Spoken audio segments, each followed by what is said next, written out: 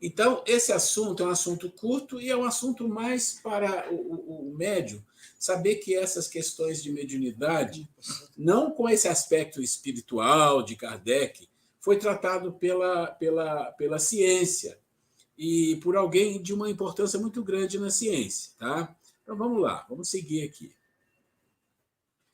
Os fenômenos psíquicos, do grego psique, alma ou espírito, estudado pelo espiritismo, pela metapsíquica e pela parapsicologia, têm como agente o espírito, ser humano sensível e inteligente. Ocorre que para a questão aqui, que ele fala para o espiritismo, porque para a metapsíquica e para a psicologia não se fala de espírito, né? É uma coisa diferente. Fala de fenômenos que ocorrem na mente, no cérebro. Para a doutrina espírita, tais fenômenos considerados naturais são de duas categorias. Então, todo fenômeno mediúnico são considerados natural. E para o espiritismo, são duas categorias, os mediúnicos e os anímicos. Nós já falamos um pouco disso aqui, mas isso vai se repetindo um pouco, tá? E a emancipação da alma. Os primeiros são intermediados pelos médios, quer dizer, os mediúnicos são intermediados pelos médios. O médio é toda pessoa que sente, num grau qualquer, a influência dos espíritos. Então, quando fala o primeiro mediúnico é intermediado, já diz intermediado de inter e de médio. Quer dizer, alguém desencarnado ou até encarnado está fazendo uma comunicação através do médium. Essa faculdade é inerente ao homem e, por conseguinte, não constitui um privilégio exclusivo. Mediunidade é a faculdade psíquica que os médios possuem, manifestada de forma mais ou menos intensa e por meio de uma variedade significativa de tipos, videntes, psicógrafos, audientes, musicistas, de cura, tem uma infinidade, né? A prática mediúnica é denominada mediunismo. Na segunda categoria, ainda segundo o Espiritismo, temos os fenômenos anímicos, do grego anima, de alma, ou mais, propriamente de emancipação da alma. Então, aqui, nós vamos ver um pouquinho dessa questão da metapsíquica, e quem é o pai, ou aquele que fundou, crivou esse nome, né? Isso é uma coisa interessante. Então, vamos lá. Ok. Vamos voltar aqui no final para não perder o sentido do que está ali, tá? Então, está falando a prática mediúnica denominada mediunismo. Na segunda categoria, ainda segundo o Espiritismo, temos os fenômenos anímicos. Então, os fenômenos anímicos são produzidos pelo próprio espírito encarnado. Nós já falamos isso na introdução. Mas como aqui nós estamos começando a apostila, ele vai repetir algumas coisas e é importante a gente entender, né?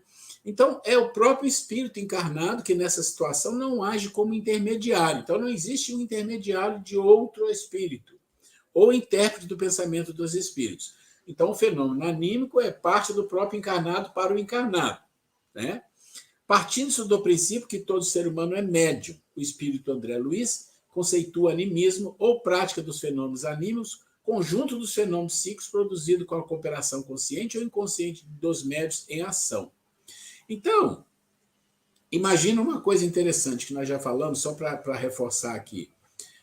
Como é que o médium pode ter um processo anímico dele para ele mesmo?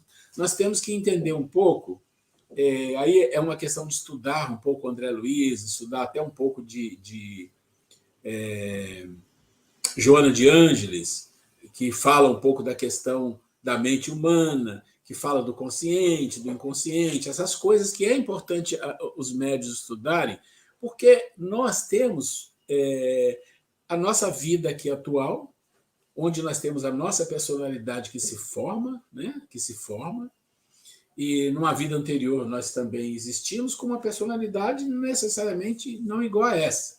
Assim como a nossa personalidade que nós temos, ela pode ser alterada numa mesma vida, porque você pode evoluir numa vida e mudar muitas coisas na sua personalidade. Mas, no geral, você tem uma personalidade, você tem o ego, que é aquele que está iluminado, né, vamos dizer assim, pelo consciente, Ou seja, o ego é o porteiro. Tudo que entra, né, vem do inconsciente, ele deixa entrar e pode ser consciente. Agora, quando você fala de inconsciente, é toda a vida. É toda a vida anterior. Então, imagina que o médium, e ele tem uma mediunidade, ele está num trabalho mediúnico, ele pode ter um processo anímico de alguma coisa do passado dele, uma vida do passado, ou uma memória do passado, ou apenas uma fração de algum acontecimento. Ele vem com essa informação e há assim uma interpretação que ele está tendo uma incorporação ou ele está tendo uma comunicação espiritual. E é muito comum que seja um animismo. Ah, isso é um problema. Não, isso não é um problema. Isso não é um problema. Isso é até comum, principalmente na prática mediúnica que está se iniciando. É muito comum, nos livros nós vemos várias situações em que eles falam, olha, existe um percentual de animismo no médium que vai acontecer, principalmente mais no início dos processos, depois pode acontecer de vez em quando, mas qual é o problema disso? Nenhum, a não ser que aquele animismo começa a se confundir com uma questão onde há a mediunidade e o médium falando dele para ele, pensando que é um espírito falando, e começa aí pode ter algum problema, alguma confusão grande. Então é preciso ter cuidado com isso. Nós já tivemos uma experiência, e não foi uma experiência muito boa, há algum tempo aqui na nossa região, aqui de Tremembé, Taubaté, numa reunião mediúnica, e a gente que tinha uma certa experiência foi trabalhar, ajudar com eles lá em alguma coisa, e a gente percebia que algumas pessoas se colocava que estava incorporado com um mentor ou com alguém que queria ali falar alguma coisa, e a gente sentia que não era isso, que era um animismo, a pessoa que queria dar um recado para alguém, sabe aquelas coisas assim que não... E aí a pessoa fazia isso, e a gente percebia claramente ali que era um processo anímico. Então, isso é responsabilidade do médium, com certeza, mas também daquele que está ali coordenando a reunião, observar. Porque o médium ele pode estar num processo de transe mesmo, ele pode estar num processo ali emotivo muito forte, uma emoção muito grande, e quem está coordenando, o orientador ou o terapeuta, né, vamos dizer assim, ele tem que estar atento a isso e ajudar aquele médium. Isso é um assunto recorrente em qualquer casa espírita, em qualquer reunião mediúnica. E não é um problema, desde que aquela situação do animismo não vire um costume e não passe a ser o motivo do processo mediúnico daquele médium. Então, esse é para ficar atento. Bom, a metapsíquica ou metapsiquismo indica, segundo a psicologia, um corpo de doutrinas sem base no método científico, que se funda na aceitação da realidade dos espíritos, fenômenos espiritistas, criptestesia, etc. A parapsicologia é uma tentativa de aplicação dos métodos científicos a esses fenômenos. Então, o que nós estamos falando aqui? Nós temos, então, a metapsíquica ou metapsiquismo, que, segundo a psicologia, usa os fenômenos, mas coloca, de uma certa forma, que existe naquele fenômeno uma psique, uma alma, ou algo externo ao corpo que está dando uma comunicação, ou que está falando, ou que está interagindo. Não tem conhecimento, vamos dizer assim, kardecista, no sentido de conhecer a metodologia do Kardec, mas tem esse lado. A parapsicologia, que sempre quis ficar no lado da ciência para ser vamos dizer assim, uma cadeira aprovada pela academia, né, academia científica, ela tentou pegar essa história e traduzir essa história de uma forma a criar situações, métodos científicos para explicar isso. Bom, é entrar num beco sem saída, né? Para quem trabalha com espiritismo há muito tempo, como todos vocês, com certeza, é entrar num beco sem saída. Bom, vamos lá. Então, aqui nós vamos falar um pouquinho, rapidamente, do Charles Robert Richer. Ele é de 1850, desencarnou em 1935. Então, quando Kardec estava escrevendo os livros, e Kardec desencarnou algum tempo depois, ele teve ali uma breve... esteve ali brevemente vivendo na mesma época de Kardec, mas ele era muito jovem, né? Porque 1850, quando ele nasceu. Ele é um médico francês, é um prêmio Nobel. Acho que todo mundo aqui sabe o que é um prêmio Nobel, não precisa explicar. Então, é um nível muito alto. É um prêmio Nobel de Medicina, em 1913, né? Como conclusão de seus estudos com médios e, sobretudo, com pacientes obsidiados, portadores de distúrbios mentais, conforme consta em sua obra Tratado de Metapsíquica. Richer definiu a metapsíquica como ciência que tem por objeto a produção de fenômenos mecânicos ou psicológicos, devido a forças que parecem ser inteligentes ou a poderes desconhecidos latentes na inteligência humana. Aqui, você entende que quem já leu Fatos Espíritas, lá do William Crookes, ele era um cientista renomado também, da Academia Real de Londres, e ele fez estudos científicos comprobatórios, cientificamente, de espíritos se materializando. E aí ele fez isso e ele foi, apresentou, e ele teve que desfazer o que ele falou, porque ele foi jogado, como diz assim, na sarjeta, né? Aí depois, na vida dele, ele retrata isso. Mas aqui você vê que ele começa trabalhando com médios, com obsessão, com portador de distúrbios mentais, mas quando ele coloca isso no papel, isso me parece muito com o Carl Gustav Jung, que fala do inconsciente coletivo. Quando coloca no papel, peraí, eu não vou falar que tem espíritos, que tem outros seres que vêm aqui e incorpora. É muito complicado um cientista desse nível fazer isso. Ele não faz, não tem essa bondade toda ainda, né? Não tem essa sinergia, esse poder de entrar na ciência com esses postulados científicos ainda. Então, ele definiu, olha, forças que parecem ser inteligentes, parecem, e poderes desconhecidos. Mas com esse trabalho que ele fez, com esse trabalho, ele ganhou um prêmio Nobel de Medicina. Olha que coisa incrível. Que coisa incrível. Então, ele classificou os fenômenos metapsíquicos com base no estudo da mediunidade em metapsíquica subjetiva e objetiva, tendo como referência, e aí a referência, respectivamente, a mediunidade de efeitos físicos, que é a subjetiva, e de efeitos inteligentes, da proposta espírita de Allan Kardec. Esse tema que nós estamos falando aqui é um tema mais cultural para nós médios, para saber que esse Charles Richer, para que vocês não escutem esse nome e fiquem sem entender, tá? Ele é muito falado no meio espírito, principalmente por aqueles palestristas que têm um envolvimento com a área científica, como o Raul Teixeira, Divaldo já falou dele, e outros falam dele também. E aqui embaixo, eu não preciso ler, tem algumas informações que você pega no Google mesmo, que fala dele, onde ele nasceu, ele é da França, né? E fala do que ele ganhou o prêmio Nobel, que é exatamente isso. Ok.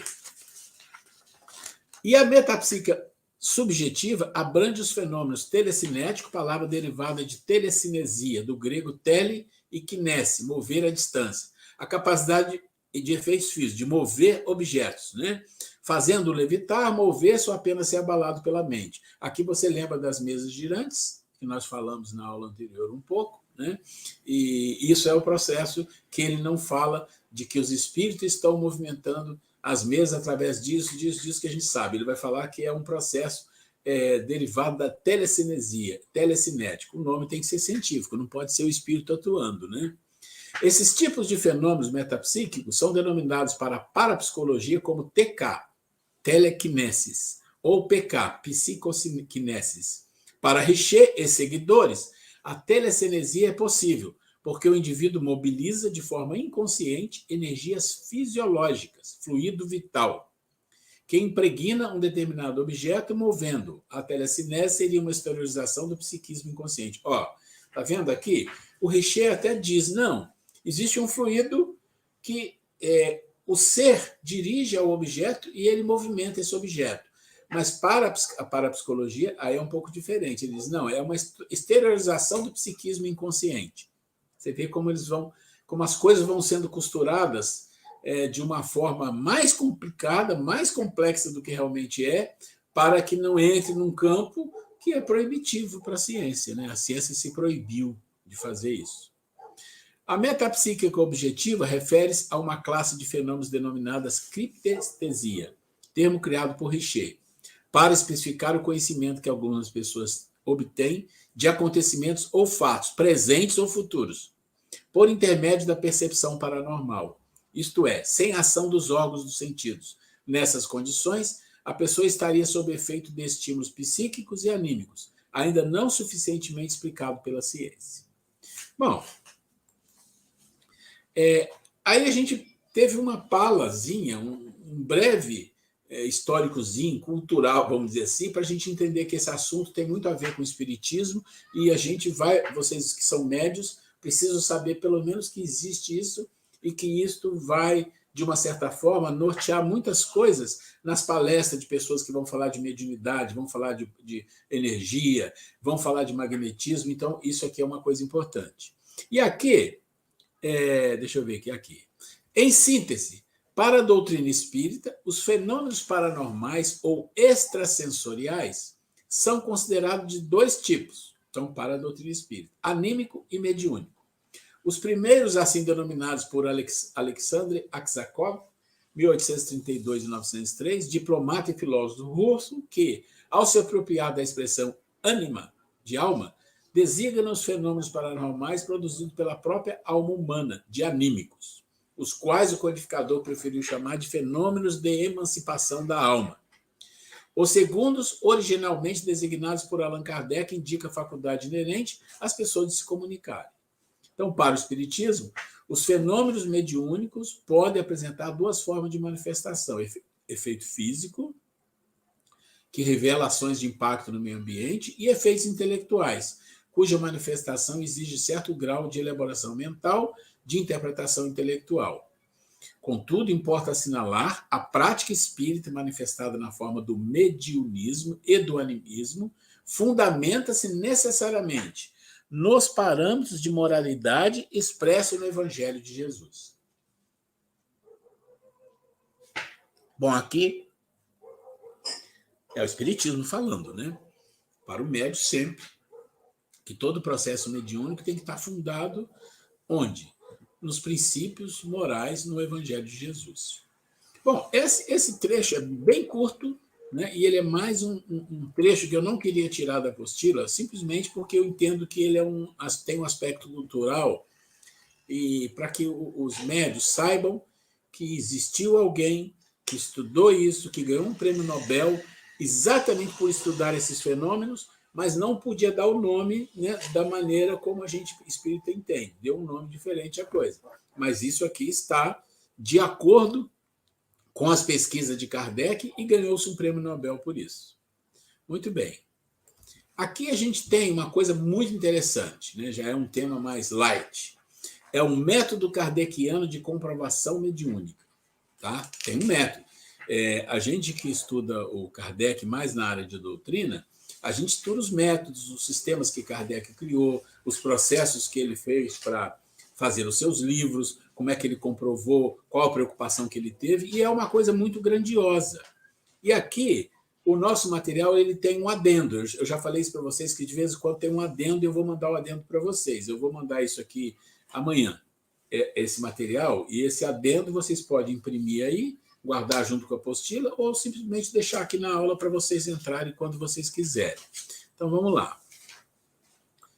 Então, para a gente entrar nesse aspecto do método kardeciano, a gente precisa fazer uma pequena introdução para a gente entender, eu falo assim, para a gente entender a mente do Kardec.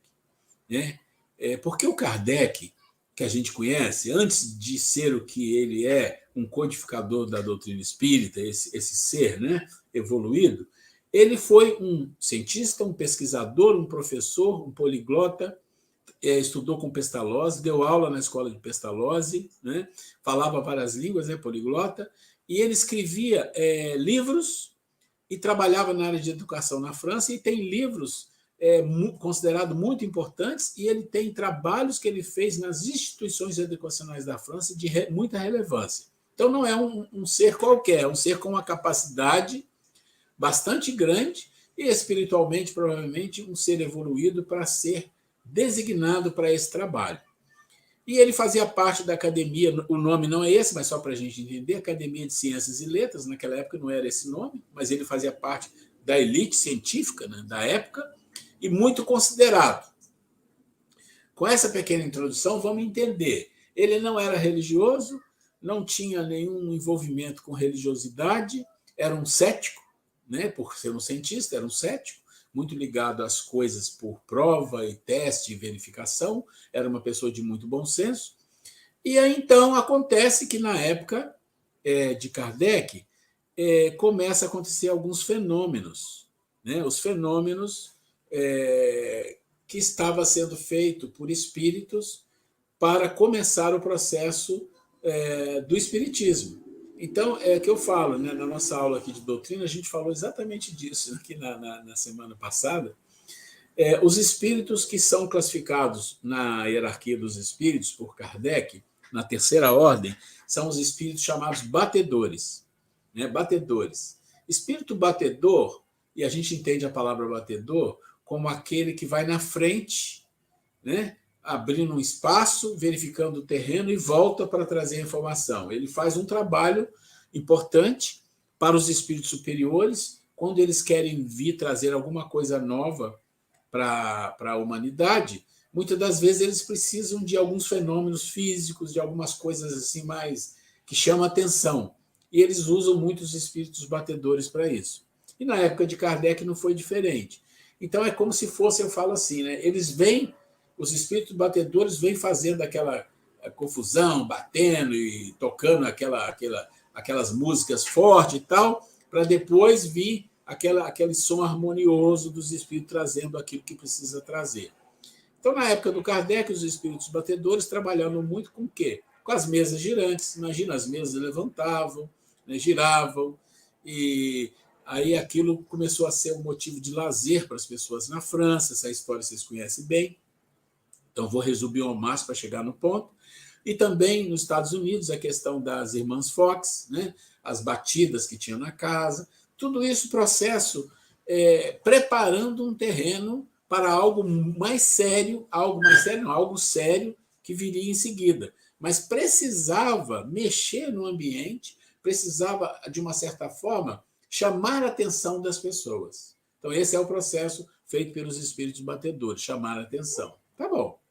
Depois que chamaram muita atenção, eles precisavam, os espíritos superiores, precisavam de que aquele que foi designado para fazer esse trabalho se envolvesse, que era o Kardec, né? Que era o Kardec. Se envolvesse, mas ele era cético. Olha como que a coisa é interessante. Mas era uma pessoa de muita competência. Era um homem bom. Então, eles começaram a chamar, através dos amigos que Kardec tinha, para que Kardec fosse a essas reuniões, onde as mesas levantavam, giravam, batiam no chão. E Kardec falou, não vou num negócio desse, isso aí é charlatanismo, isso aí é gente fazendo mágica, e tinha muito naquela época isso. E não foi.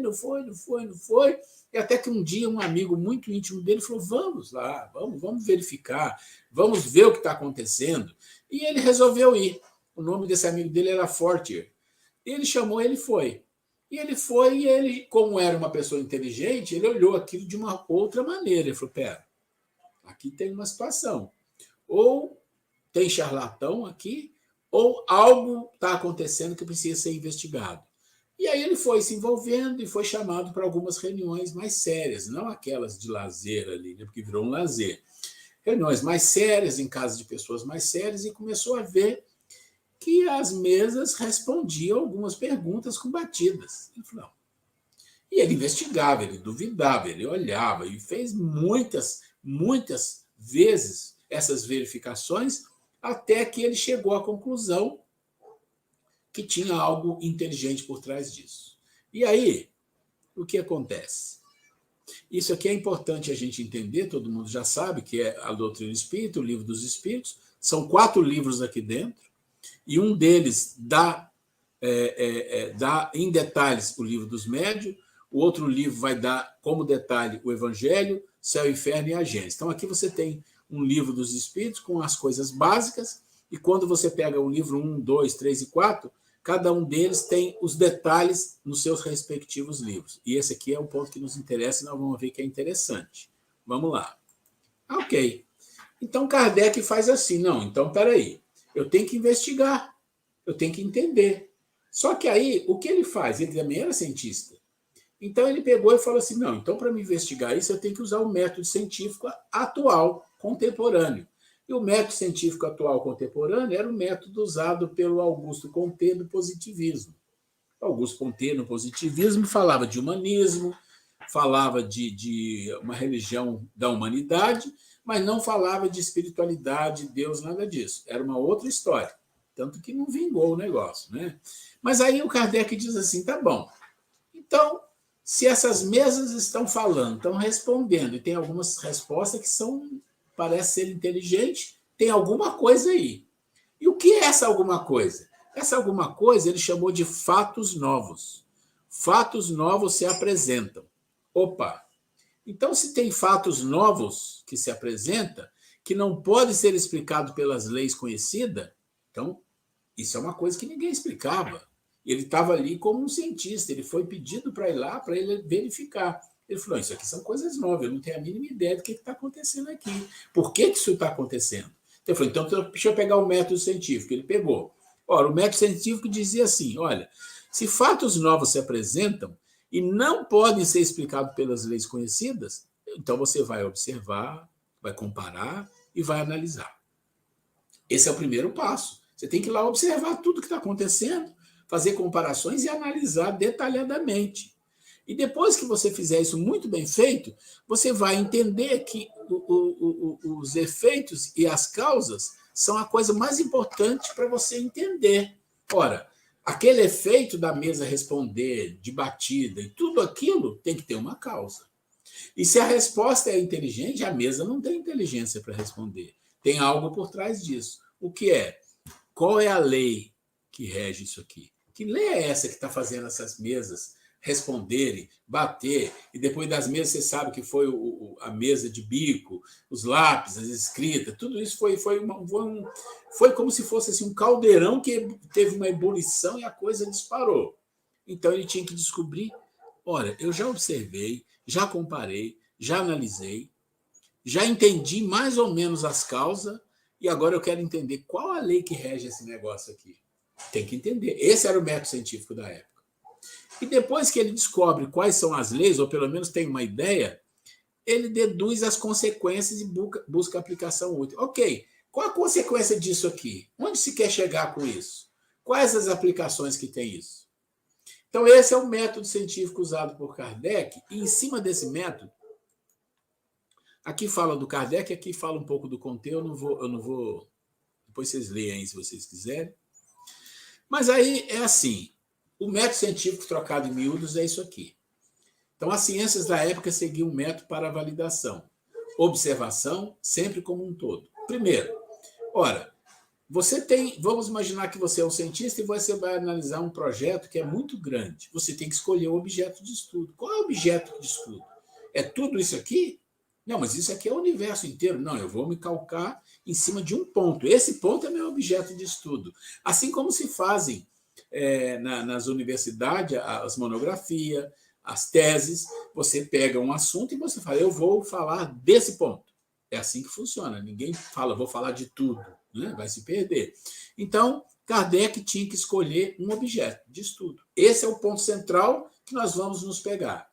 Depois que você pegar o objeto de estudo, você fala, agora eu vou analisar o objeto de estudo, vou analisar detalhadamente. Depois que eu analisar, eu vou ver quais são as leis que regem isso aqui. E depois que eu verificar quais são as leis, eu vou deduzir quais as consequências disso. Esses são os 4 pontos da ciência da época. Olha que coisa mais linda, como é que a coisa funciona. Aí você vai para o Livro dos Espíritos. Você vai para o Livro dos Espíritos, e eu mostrei aqui para vocês agora, que o Livro dos Espíritos é o centro da doutrina, como se fosse a coluna, né, principal, e dentro dele são 4 livros, né, que existem. Um livro, né, vai falar de quê? É o primeiro, né? Vai falar da criação. Ok, então se vai falar da criação, vai falar de Deus, vai falar de espírito, vai falar de matéria, vai falar da criação dos seres vivos. Então Kardec olhou para isso e falou assim, não, é nesse ponto que eu preciso definir o objeto.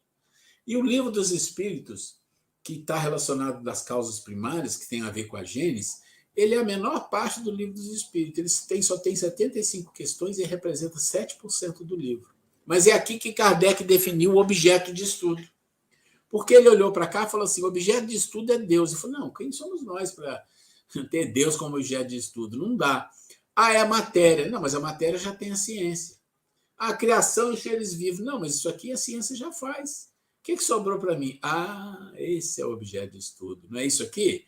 Não são exatamente os espíritos que estão dando as manifestações ou estão fazendo todo essa coisa aí? Então, esse é o objeto de estudo.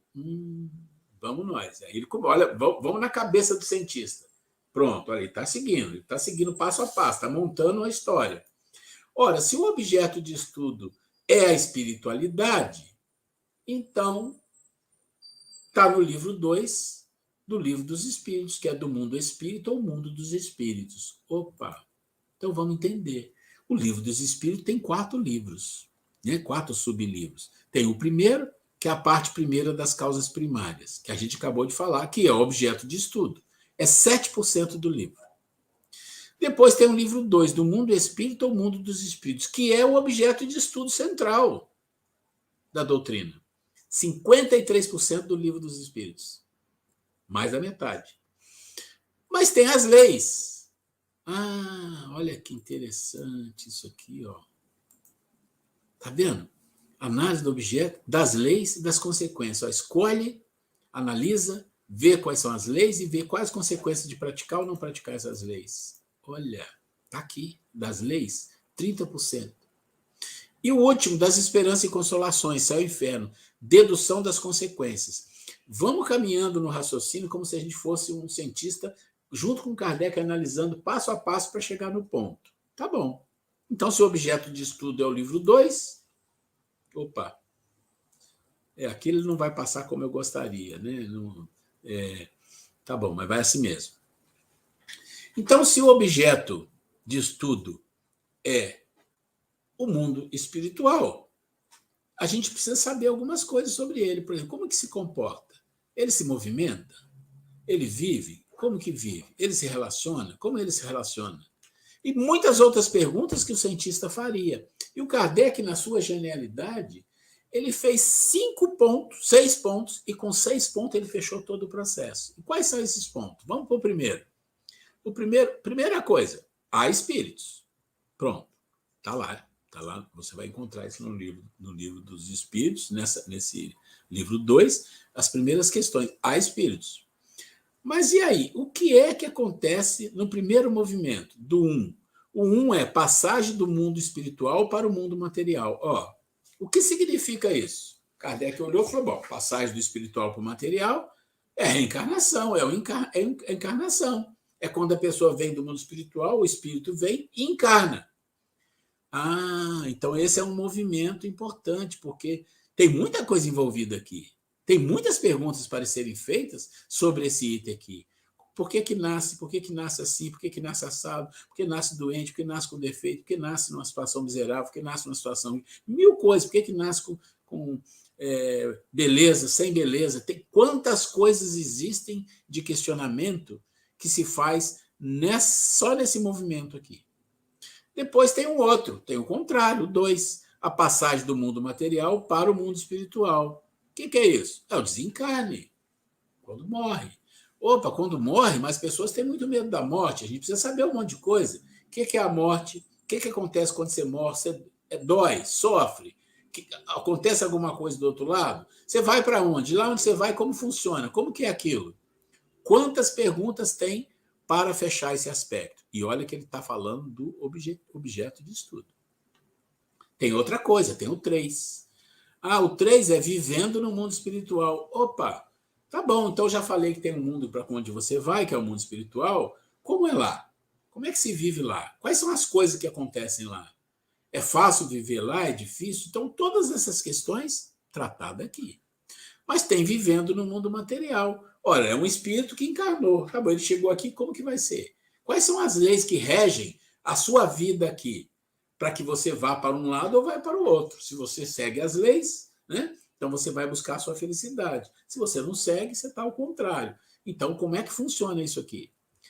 E o 5, estando no mundo material, Você pode influenciar no mundo espiritual? Opa, essa é uma pergunta interessante. Para nós que somos espíritos e estudamos, para a gente parece, isso é claro. Mas naquela época era uma pergunta de um cientista.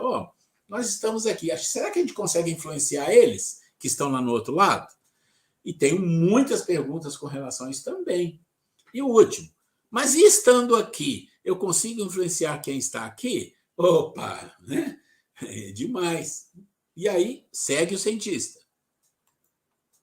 Aí você vai no livro 2, ele vai da questão 76 a 613. É 53% do livro dos Espíritos.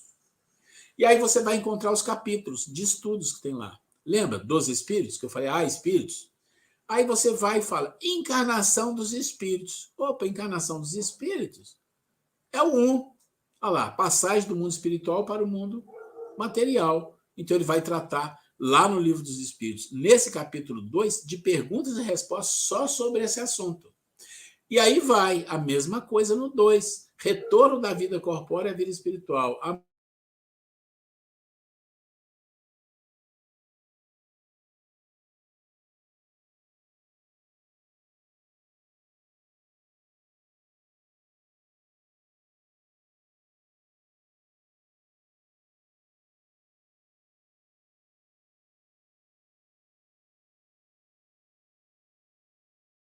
Expressões dos espíritos no mundo corpóreo. Olha, voltou.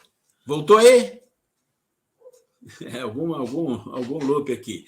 Então, eu estava falando assim, se você pega o Livro dos Espíritos, 53% do livro está aqui, vai dessa questão, que é depois do livro da que compõe a Gênese lá, né? Até aqui, ele vai em cada item aqui, fazendo exatamente o roteiro que ele, como cientista, fez para entender o mundo espiritual e o movimento que tem daqui para lá e de lá para cá. Então, cada capítulo dele trata disso e tem mais outras coisas que ele trata aqui. Os 3 reinos, material, né, ocupações dos missões dos espíritos. Então, ele chega nesse ponto. Aí, tá bom. Então, tá ok. Eu já... Você quer falar? Você vai passar de assunto agora? Vou. A Grace vai falar um pouquinho aqui, por favor.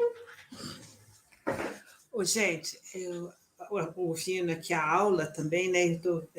O comentário que eu quero fazer é o quanto a gente percebe o quanto que o Kardec era didático, o quanto ele tem metodologia, como fica mais fácil da gente entender que cada assunto, aqueles tópicos, 1, 2, 3, ele já direciona, ele já indica, está no livro 2º, então a questão de espíritos, então ele já mostra lá. E essas questões estão lá no livro 2º. O que ocorre quando a influência do espírito para nós, ele mostra lá em que página, em que capítulo está. Em relação à reencarnação, como acontece isso, Kardec também é específico no retorno à vida espiritual. Então, fica até muito mais fácil, a partir da gente ter esse conhecimento, de estudar o Livro dos Espíritos, né, que é a espinha dorsal para todos os outros livros, fica muito interessante, fica fácil da gente poder compreender e estudar melhor, né? Então, que bom que sendo apresentado aqui para quem não tinha observado, isso agora tem um roteiro bem específico, bem mastigadinho aí, para a gente dar continuidade nos nossos estudos. Tá?